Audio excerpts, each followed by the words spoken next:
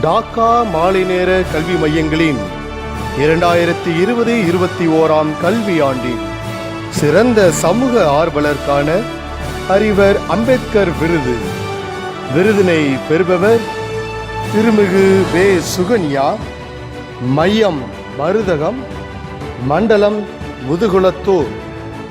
திருமிகு வே. சுகன்யா வழி நடத்துகின்ற மருதகம் மையத்தின் தனித்துவமான செயல்பாடுகள்.